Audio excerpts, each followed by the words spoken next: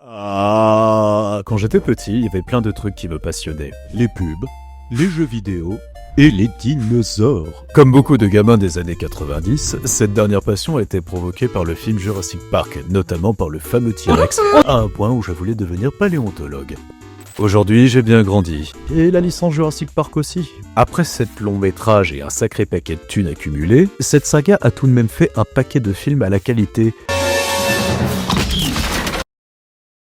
discutable. Je vais aujourd'hui classer tous ces films en mode tier list. Je suis pas original, donc je fais ce qui est tendance, mais j'avais envie de tester des nouveaux trucs à ma façon. On va faire ça par ordre de sortie, et on va commencer avec... Toi! Oui, toi! En me laissant un j'aime, un commentaire sous cette vidéo et en t'abonnant, eh bien tu me ferais très plaisir. Merci de ton attention.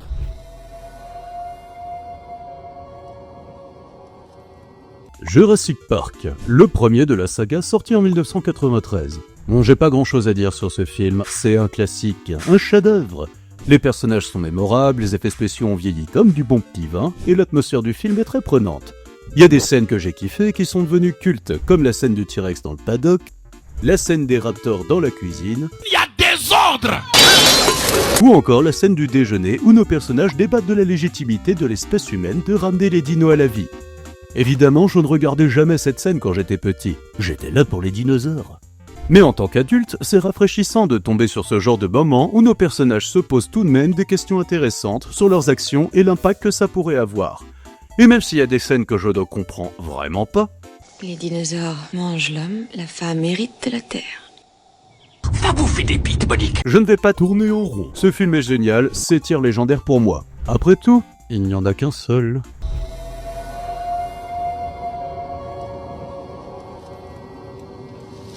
Le Monde Perdu, sorti en 1997. Il aura fallu une seule suite pour que les choses commencent à mal tourner. J'adorais ce film quand j'avais 5 ans, mais en le revoyant en tant qu'adulte, j'ai un peu changé ma vision des choses. Autant il y a des scènes que j'adore comme celle de l'attaque des raptors dans les hautes herbes, ou la fin avec ce gentil Rexounet dans San Diego qui dévore tout ce qui bouge. Autant je trouve que les persos sont de véritables clichés sur pattes. On a les gentils scientifiques qui sont là pour sauver ces adorables dinosaures, et les vilains méchants avides d'argent qui veulent des dinosaures pour leur profit, gros. Et pourtant, les personnages principaux sont complètement cons et sadiques. Le film les décrit comme des gentils écolos qui veulent sauver la vie animale sur l'île, tout en massacrant directement des dizaines de mercenaires après avoir relâché plein de dinos sur leur gueule. Ou encore, ce magnifique coup de génie de récupérer un bébé T-Rex blessé par les méchants mercenaires avides d'argent et de l'amener dans la caravane, là où toute ton équipe est basée. Avec une gamine dans le lot. Mais après c'est nos héros, je suis sûr que rien de mal pourrait leur arriver. En fait, non.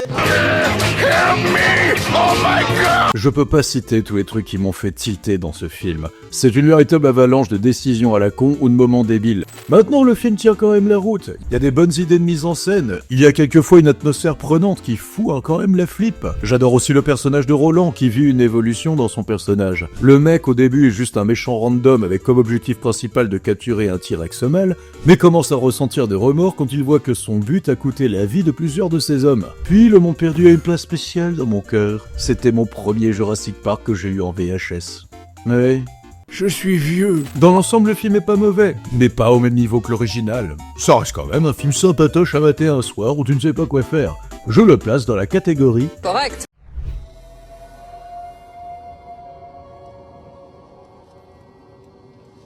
Jurassic Park 3, sorti en 2001. Et pour une fois, il n'a pas été réalisé par Steven Spielberg, mais par Joe Johnston, le mec qui a fait Jumanji et Chérie, j'ai rétréci les gosses. Bon, je l'ai pas revu depuis un bail, mais je sais que c'est là qu'on a commencé gentiment la descente en enfer pour la saga préhistorique. Car celui-là est vraiment révélateur de la perte de qualité de la franchise. On avait déjà des premiers signes avec Le Monde Perdu, mais là on est sur un level au-dessus. Ou en dessous. Le film commence déjà par une surprise que personne ne voulait. Vous vous souvenez de la relation complice qu'Alan et Ellie avaient dans le 1 ? Bah allez vous faire... Ils sont plus ensemble. Ellie a un mari, 2 gosses, et on ne saura jamais pourquoi ils ont rompu. Pas de chance. Bon, ça avait jasé à la sortie du film en 2001. Mais perso, j'avais 9 ans à l'époque, et tu comprends, j'étais là pour les dinosaures. Mais aujourd'hui, je me dis que c'est un énorme gâchis.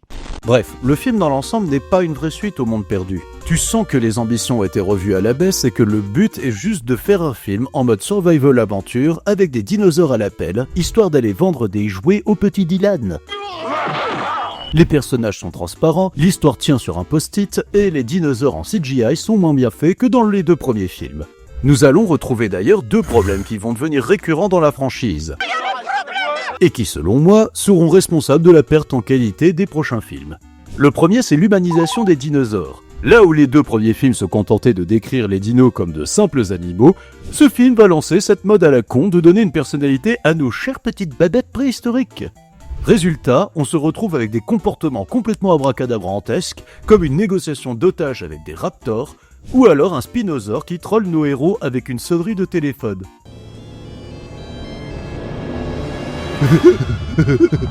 Salut. On appelle Hendek. Il y a les Hendek qui arrivent. Et si ça ne suffisait pas, on a un deuxième problème que je vais appeler le syndrome de la deuxième chance. C'est à partir de Jurassic Park 3 que j'ai commencé à constater beaucoup de scènes où les personnages principaux auraient dû se faire bouffer par les dinosaures qui les poursuivent à plusieurs reprises. Mais comme ils ont un bouclier en scénarium, les réalisateurs se contentent de nerf les dinosaures ou de les rendre complètement cons pour laisser nos héros s'échapper. Un exemple avec cette scène où Alan Grant est encerclé par des raptors. Mais au lieu de lui sauter dessus, il le figue gentiment, en attendant que le scénario lui vienne en aide. Encore ce bon vieux Bélé, qui se fait bolos par 2 ptéranodons dans une rivière. Singe. Tout le monde se dit, bon, le mec est mort. N'est-ce pas? En fait, non. On le voit à la fin dans un brancard, tranquille. Ou comme la meuf qui se fait mordre par le spinosaure. On se dit que c'est aussi fini pour elle. Mais... En fait, elle s'en sort sans une égratignure, alors que la morsure d'un spinosaure est estimée à 2 fois la puissance de celle d'un tigre. Gros bolos. Au bout d'un moment, ma suspension consentie d'incrédulité s'envole. Il y a quand même des trucs cool dans ce film. Déjà, la star du film n'est plus le T-Rex, mais le Spinosaure, qui est plutôt bien fait sur les plans d'animatronics. En plus, son design est vraiment sympa. Il y a la scène de la volière qui fout quand même la flippe. Salut, c'est Franck Leboeuf. Mais ce sont juste des idées de mise en scène avec des effets spéciaux pour cacher une pauvreté gigantesque dans l'histoire et les personnages. Puis il y a trop de moments à la con qui me font sortir du film. Avec du recul, le film n'est pas marquant, c'est de l'action bête et méchante qui dure moins de 2 heures. Je le mets dans la catégorie bof. Ainsi s'achève la saga Jurassic Park, car rien n'a été fait après le 3. J'ai dit rien n'a été fait après le 3. Oh.